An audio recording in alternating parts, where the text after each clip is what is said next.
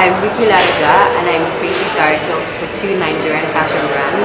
One is called Grey and the other is called Even Tribe.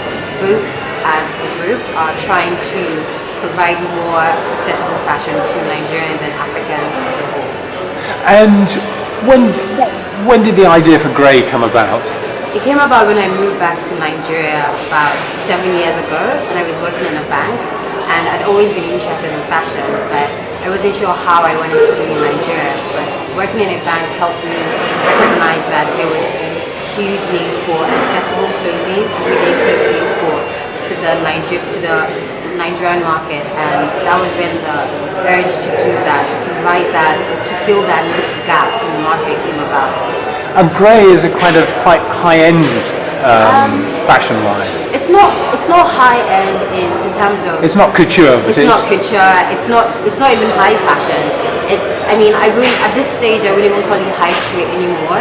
It's a brand that provides relatively affordable and accessible clothing to any Nigerian who has an interest in fashion but doesn't want to change their fashion daily and doesn't want to have to always spend too much money on their clothes. So it fuses my design aesthetic with the women of Nigeria who inspire me to produce these clothes. So what would a dress cost in the Grey range? Our Grey prices range from 10,000 naira to 25,000 naira, which is between £40 and £100. Okay, and how did the second of the two brands, Even Tribe, come about? Well, one of the things was with Grey, we started this brand that I thought £40 was cheap. I thought £100 was cheap, but I found that to the average Nigerian, that's still a lot of money. It was not enough to say I want to go in and just indulge in some retail therapy on my way home without having to think too much about it. And instead of trying to reduce the prices and struggle with production and then change our market, I'd say the best thing to do was just partner with a different group of people who understood that market and start a different brand that was below £40. So that was where it started. So what's the informing price point for Even Tribe? The informing, but everything is below £40, below 10,000 naira. That's like no matter where we are, no matter who stocks us and how much you want to add your own commission in it, we have a strict below 10,000 naira rule. Nothing can be more than that. We'd ideally like you to sell it at 6,500, 5,500, but sometimes, maybe because you own your own store and you're paying your rent, you added a premium on it, but wherever you're selling it, it cannot be more than 10,000 naira. So how many units are you producing for the Grey range clothes and for the Even Tribe? For the Grey range, we're producing per style, per fabric, we produce about 12 per style. So it's still a bit unique, and I suppose that's one of our ideal selling points, but you can also pick it off the rack. You don't have to measure it to buy it.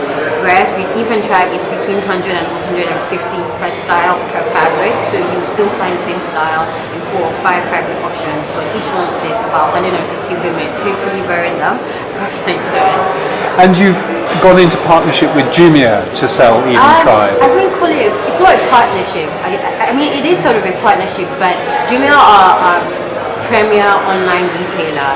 They buy before we produce, so that they kind of help us to also dictate what we might produce. But I don't know, it's not a permanent relationship. It's just something that obviously works for now because A, Jumia has an amazing budget for marketing, and B, they probably reach more people than we will ever reach in the short period in which we've started. So it helps us to access more people in a quick space of time. More people than you might get to through shops even? Through shops, absolutely. Physical shops are so fragmented at the moment. The malls are really expensive if you wanted to try and even rent them out. And the smaller shops are more like boutiques. You want the personal experience, you want the personal touch. Even try to stock at some of those shops. But we find that even those women, they have a lot of questions about the products, like, maybe the quality is not the same as what they would pay 40,000 naira for, but they still want the exact same being for 7,500. And so at some point we're like, you're not our target audience. Like, if you want to buy, that's great, but the people that we were selling this to, they love the price points that we're selling at, and they love that they can buy just straight off the rack without no fuss, no muss, and they don't need to meet us as the designer or the owner of the brand. So what's coming next for you?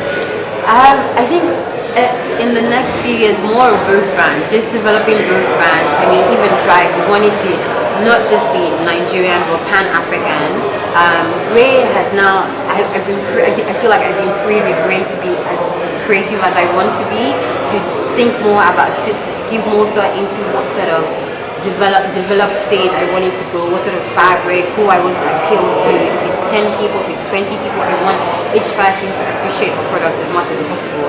So both brands just feed each other. I get more customer feedback from one, I get more creative inspiration from the other. So it's just developing those because they're both struggling at the moment, obviously, in the Nigerian market. So what are the challenges of producing clothes in Nigeria? I mean, infrastructure is the biggest one. I think any entrepreneur, no matter what industry they are, will tell you that electricity, even finding decent skilled labor that will not kill you or just even understand what you're trying to do. It's very difficult always trying to explain that to people over and over that no, it is not high street, no, it is not, sorry, no, it's not high end, no, it's not picture, this is what it is. So that's always one of the bigger challenges that we have. Now obviously we have a lot of embargoes or like restrictions on bringing in fabric, so that's always, or even like finished goods, so that's always another big issue.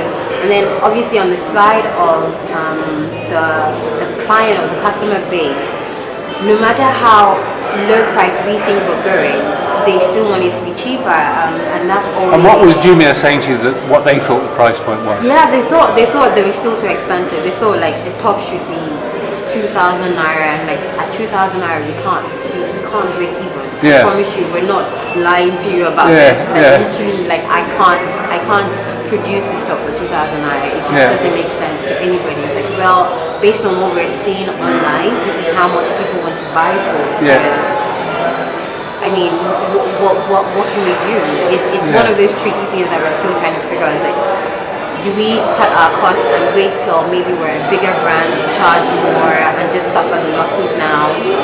Which is so difficult because, I mean, it just makes it difficult for investors because what do you mean no one wants to buy this thing? When are you ever going to break even? So we always have all these issues of like pricing and how much we want to buy for, how much we want to sell for. So, and there's no support structures or advice structures for fashion? No, especially the support structures. I mean, there's a Lagos Fashion and Design Week that's going to happen next week, and I think that is our biggest support structure because at least they put you on the platform and you get to meet other designers. There might be some buyers if you're lucky. So at least we have that, and sometimes in partnership with the British Council, they sometimes organize workshops where they bring international people. I think that the vice president of British Fashion Council came down once to talk. So once in a while we get these things that happen, but I think that's as far as it goes. There's no one I can go and talk to and say, hey, I'm thinking about producing 200 units, where do you think I should go? You have to figure it out for yourself. I think I'm part of the support structure now, so because I've experienced it, and I hope I can do more.